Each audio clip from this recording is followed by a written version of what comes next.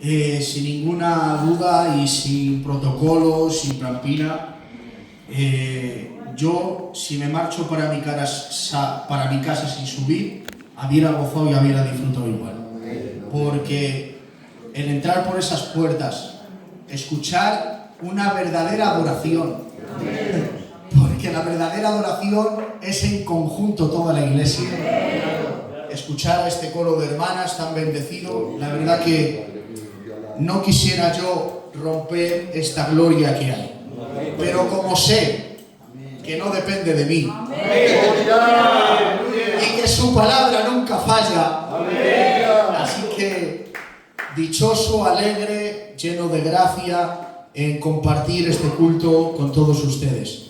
Gracias al pastor, al tío Ricardo, a mi hermano Job, a los demás mis siervos por esta invitación y como saben, hoy es domingo, es día del pastor, por eso gracias pastor por dejarme este día para compartir la palabra del Señor.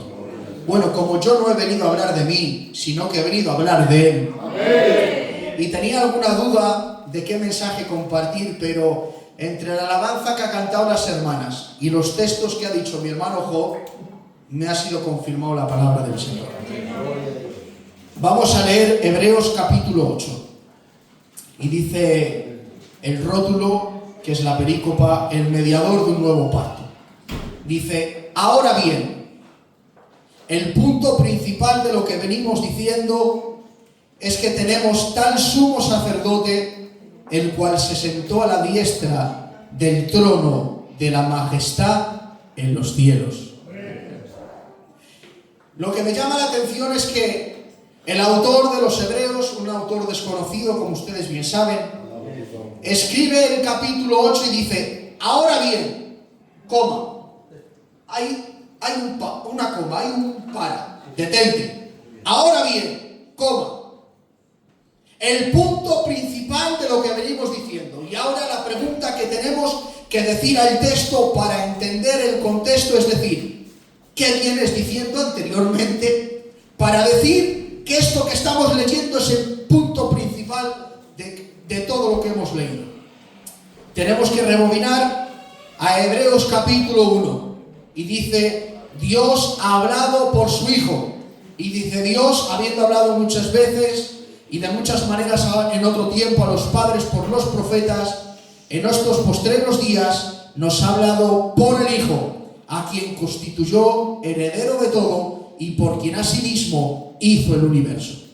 El capítulo 2 nos habla y nos desgrana una salvación tan grande conseguida por medio del autor, que es nuestro Cristo. El capítulo 3 nos habla de Jesús superior a Moisés.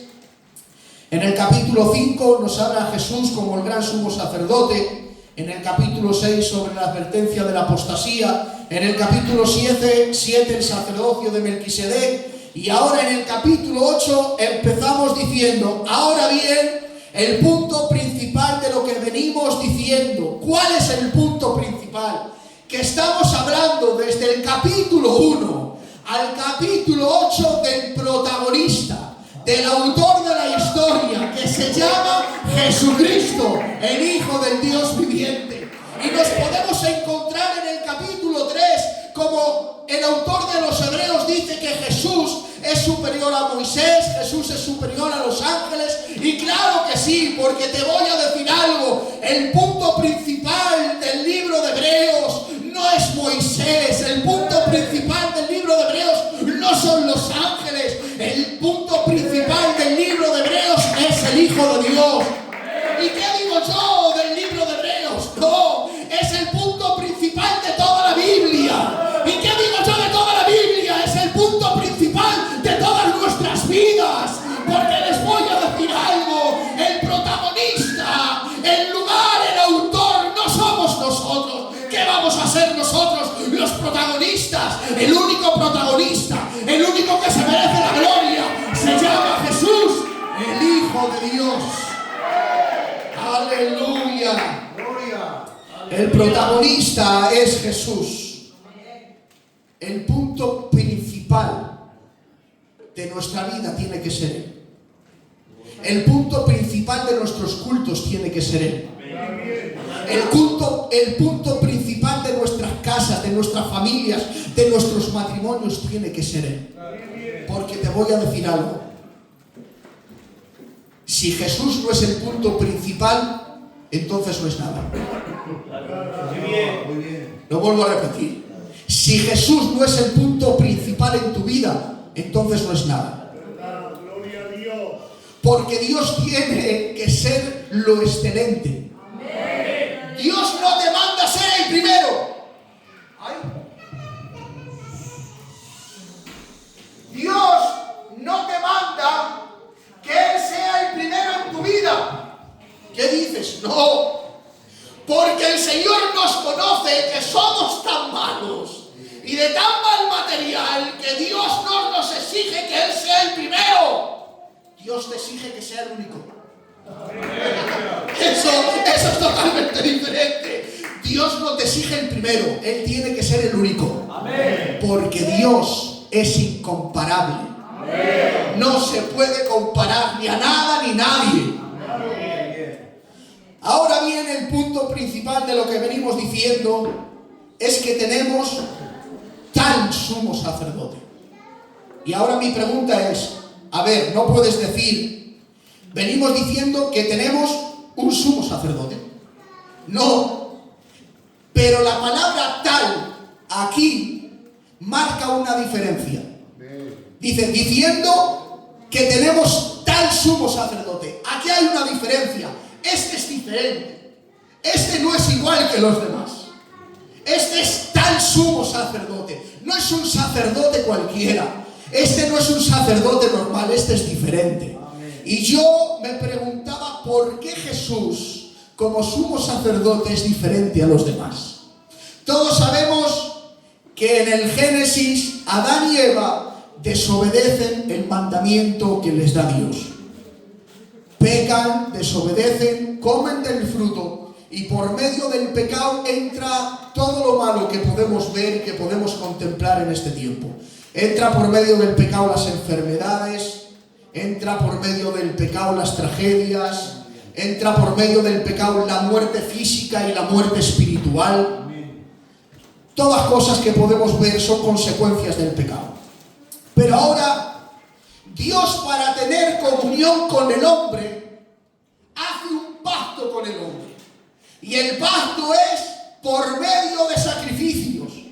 Y ahora le dice Dios a Israel y a su pueblo, mira, vais a tener conmigo compañía, vais a tener de nuevo comunión. Porque por causa del pecado se separó la comunión con Dios. Dice el libro de Romanos, por cuanto todos pecaron, están destituidos de la gloria de Dios. Y ahora el Señor establece que por medio de sacrificios, por medio de derramamiento de sangre, esa sangre de un animal, de un becerro, de un macho cabrio, no tapaba y cubría el pecado, no lo quitaba. Porque dice la Biblia que día tras día los sacerdotes tenían que hacer sacrificio. ¿Dónde lo vemos? Dice la palabra del Señor. El mismo libro de Hebreos dice en el verso 11, y ciertamente todo sacerdote está día tras día ministrando y ofreciendo muchas veces los mismos sacrificios que nunca podían quitar los pecados. Día tras día el sacerdote tenía que entrar al lugar santo a hacer sacrificio, pero también vemos que el sumo sacerdote una vez al año entraba en el lugar santísimo a hacer sacrificio, primero por sus pecados y luego por los del pueblo. Esta era la costumbre que tenía el pueblo y esta era la costumbre que tenían los sacerdotes. Un día un sacrificio, otro día otro sacrificio, un día otro sacrificio, y no se terminaban los sacrificios. Pero te voy a decir algo, llegó uno totalmente diferente.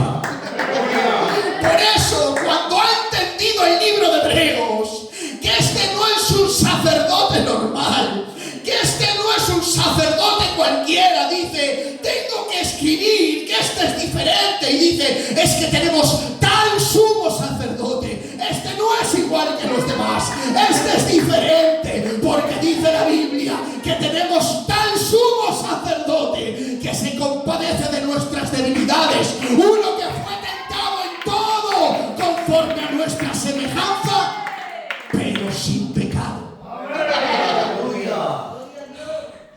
Cristo fue tentado conforme a nuestra semejanza, pero sin pecado. Y ahora, lo que me llama la atención es que si estudiamos el lugar santo, el atrio, el lugar santo y el lugar santísimo, nos podemos estudiar y podemos ver muchas figuras, diferentes figuras, el arca, el propiciatorio, la piedra del sacrificio, los candelabros, muchas cosas. Pero lo que yo no veo ni en el atrio, ni en el lugar santo, ni en el lugar santísimo, es un trono, es una silla, para que el sacerdote cuando terminara se pudiera sentar. No lo podemos ver en ninguno de los tres, ni en el atrio hay silla, ni en el lugar santo tampoco, ni en el lugar santísimo tampoco. ¿Por qué?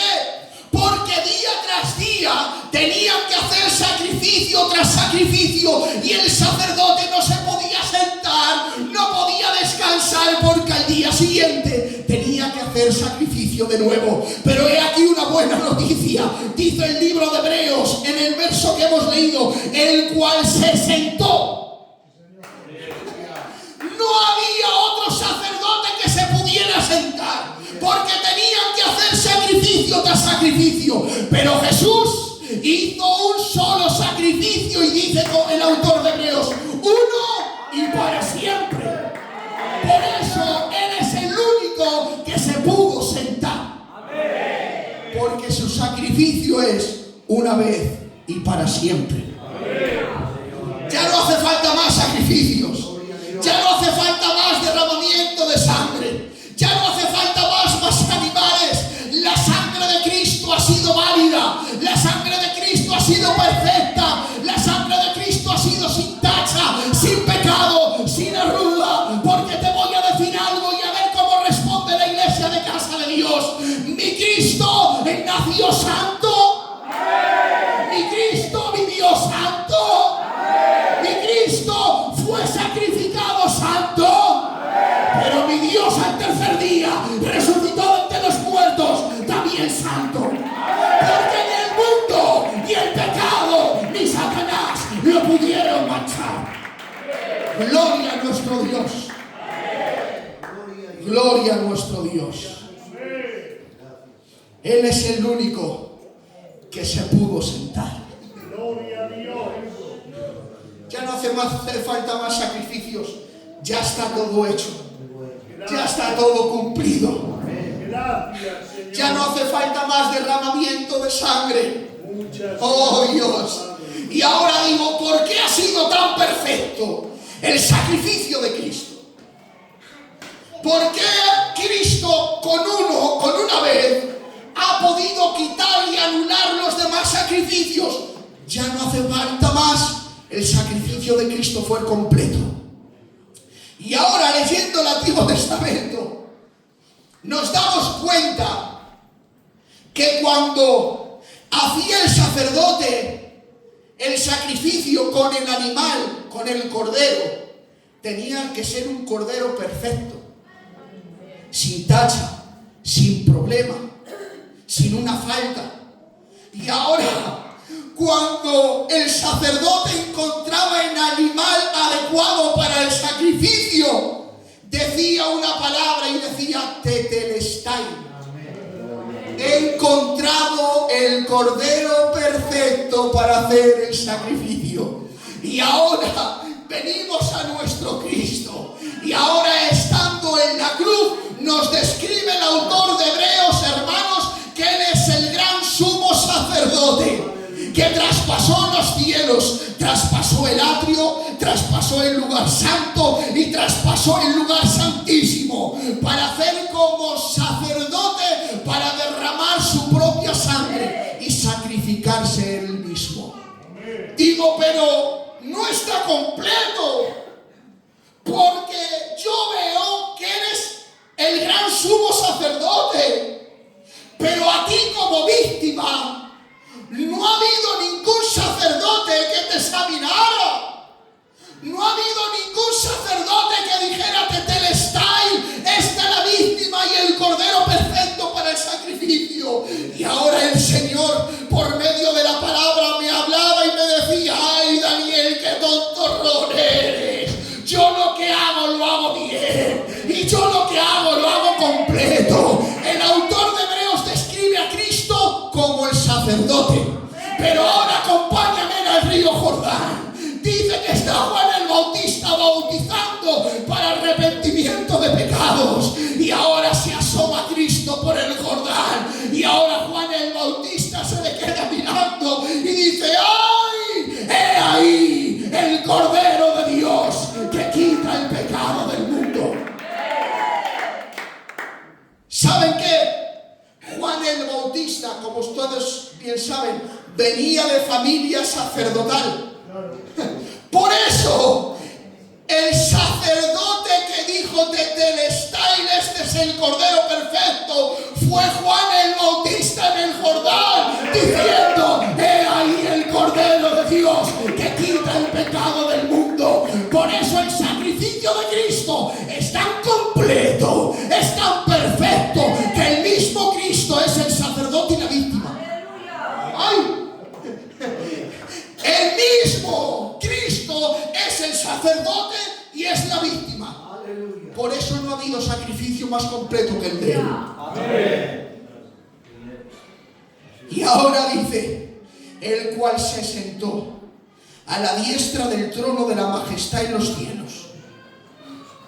Y ahora digo, aquí algo falla. Aquí hay que exprimir un poco el texto. ¿Por qué solamente fue Cristo el único que se pudo sentar? ¿Por qué tiene que ser Él solamente? ¿Por qué no Moisés? ¿Por qué no Aarón? ¿Por qué solamente Cristo es el único que se puede sentar en el trono? Y el Señor me hizo comprender que sentarse en el trono no es por méritos propios. Que Cristo bastantes méritos tenía, pero no es por méritos propios. El sentarse en el trono, ¿saben por qué? Si iglesia, acompáñenme en Apocalipsis capítulo 5, y dice: y vi en la mano derecha del que estaba sentado en el trono un libro escrito por dentro y por fuera, sellado con 7 sellos, y vi a un ángel fuerte que pregonaba a gran voz: ¿quién es digno de abrir el libro y desatar sus sellos? Y ninguno, ni en el cielo, ni en la tierra, ni debajo de la tierra, podían abrir el libro ni aun mirarlo. Y yo lloraba mucho porque no había hallado a ninguno digno de abrir el libro, ni de leerlo, ni de mirarlo. Y uno de los ancianos me dijo: Juan, no llores, he aquí el león de la tribu de Judá, la raíz de David, ha vencido para abrir el libro y desatar sus 7 sellos. Y miré, y vi que en medio del trono y de los 4 seres vivientes y en medio de los ancianos estaba en pie un cordero como inmolado, que tenía 7 cuernos y 7 ojos, los cuales son los 7 espíritus de Dios enviados por toda la tierra. Y vino y tomó el libro de la mano derecha del que estaba sentado en el trono. Y cuando hubo tomado el libro, los 4 seres vivientes y los 24 ancianos se postraron delante del Cordero. Todos tenían arpas y copas de oro llenas de incienso, que son las oraciones de los santos, y cantaban un nuevo cántico diciendo: aquí está la cuestión, no son méritos propios, dice: digno eres tú de tomar el libro y de abrir sus sellos, porque tú fuiste inmolado y con tu sangre nos has redimido para con Dios. No son méritos propios, es dignidad.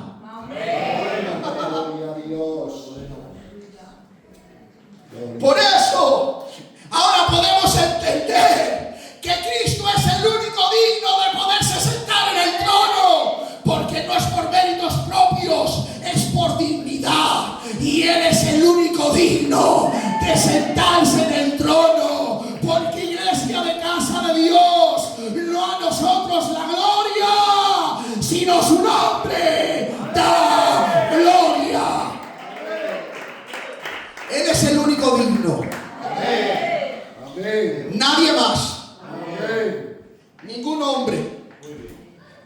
Nadie, ningún rey, ningún profeta, nadie podía sentarse en el trono porque nadie tenía la dignidad suficiente para sentarse en el trono. Pero mi Cristo es el único digno de que cuando termina su sacrificio se sienta en el trono de la majestad en los cielos. Gloria a nuestro Dios.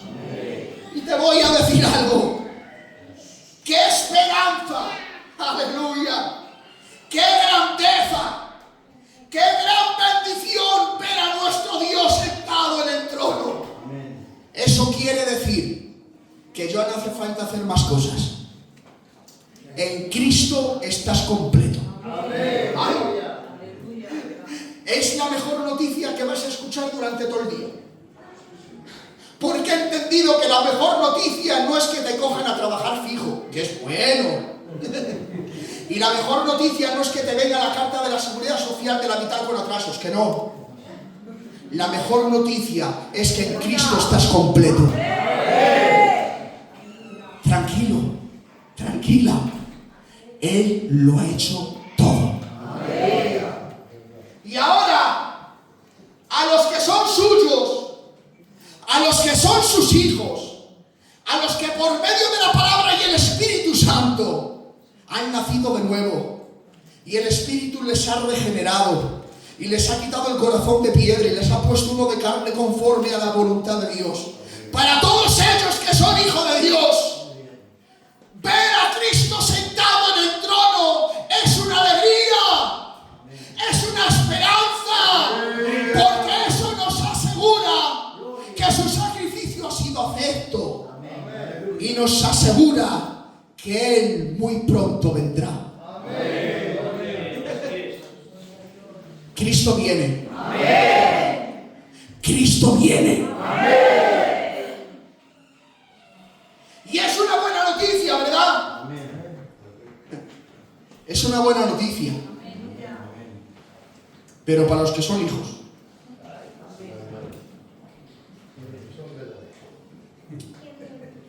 Ahora vamos a exprimir un poco el limón. El zumo del limón vamos a exprimirlo un poco. Y me siento libre a compartir la palabra de Dios en ese. Para los que son hijos, ver a Cristo sentado en el trono nos infunde confianza, aliento y seguridad. Porque Dios ha vencido y un día muy pronto Él regresará a por su pueblo y a por su iglesia. Escuchen bien. Dios viene. Pero como alguien dijo, que me hizo mucha gracia, Pastor César, en el cielo, dijo uno, en el cielo solo hay gitanicos. Y yo digo que no. En el cielo están sus hijos. Amén. Amén. Allá arriba, cuando Él venga, la Biblia no nos confirma que todos nos iremos al cielo. Al cielo nos vamos los que somos de Él. Amén. Y al cielo nos vamos sus hijos. Amén. Porque si nos fuéramos todos, ¿quién se quedaría aquí? Pero allí arriba entran sus hijos. Te voy a decir algo. El Evangelio, la noticia del Evangelio, tiene una buena noticia y una mala. Ay, pero Daniel, hijo, has venido del Bar España el domingo para darnos la tarde, hijo. Hay una buena. Y la buena es que Dios te ama. Amén. Y la buena es que Dios te perdona. Amén. Y la buena es que Dios te restaura. Amén. Y la buena es que Dios te levanta. Y la buena es que Dios te cambia por completo. Pero si tú te arrepientes verdaderamente. Amén. Pero la mala noticia que se compone el Evangelio es que Dios está irado con el pecado. Porque les voy a decir algo. Dios tiene ira. Dios tiene ira.